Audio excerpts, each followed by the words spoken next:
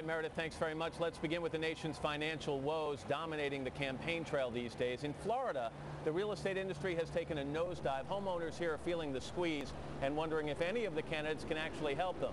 One hard-hit area is 145 miles south of here. It's Lee County, Florida, and NBC's Michelle Kosinski is in Lehigh Acres. Michelle, good morning to you. Hi there, Matt. Real estate, as you know, drives the Florida economy. And this is one of the many streets around here where you can stand and everywhere you look, you see an example of what's been going on. Behind us, 3 foreclosures in a row on this street. Right across the street, there's a house that's been started but never finished. Another one that's been for sale for a while. At the beginning of the year, this area had the highest rate of foreclosure in the country, and it's still up there at 1 in every 66 homes. Here is where the American dream starts looking more like a suburban jungle. Oh, I've seen a whole street, maybe 6-8 homes in a row. Lost in a thicket of weeds and debt, from the street to the auction block. Every dollar makes a difference. They've already come down in the price. But realtor Brett Ellis remembers when Lee County was the hottest housing market in the whole country, only 3 years ago. This home would have sold for around $250,000. Today, the asking price is $52,000. This is issue number one. Florida is probably going to go, depending on the candidate who speaks to people about how they're going to solve this type of problem right here, which is housing. Okay, there you go. The Danners are undecided. They had bought their home pre-construction in 2001. By 2005, its value shot up to around $475,000.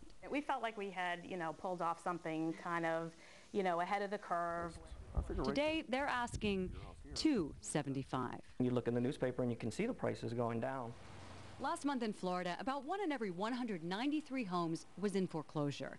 Here, many homeowners find themselves underwater, as the term goes, owing more on their mortgage than their house is now worth. Speculative buying, speculative building, speculative lending that created the perfect storm for the boom and now created the perfect storm for the bust. This is a row of model homes whose builders have all gone out of business.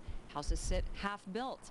And in Miami, there's 5 years' worth of condos on the market right now. And when you find an issue that's so intertwined with people's everyday life, it's definite they're going to pay attention to what these candidates are pledging.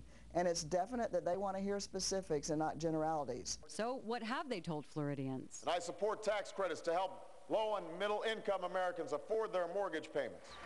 Under my reforms, the American people will be protected by comprehensive regulations that will apply the rules and enforce them to the full. Yeah. At home in Fort Myers, while the Danners wait for a bite, they are carefully shopping for a president. Just because a candidate says, well, I'm going to fix the housing market. Well, okay.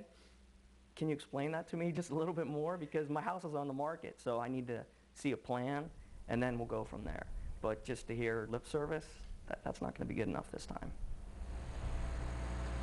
Is there any bright side at all to any of these issues? Well, for one thing, in this area at least, sales have been up 80% over last year. So that means that people are getting into these houses that are more affordable than they've been in more than a decade. But affordability is still an issue across the state. In fact, there was a study done in May that showed in Miami-Dade County, 85% of the population still can't afford the median price for a home.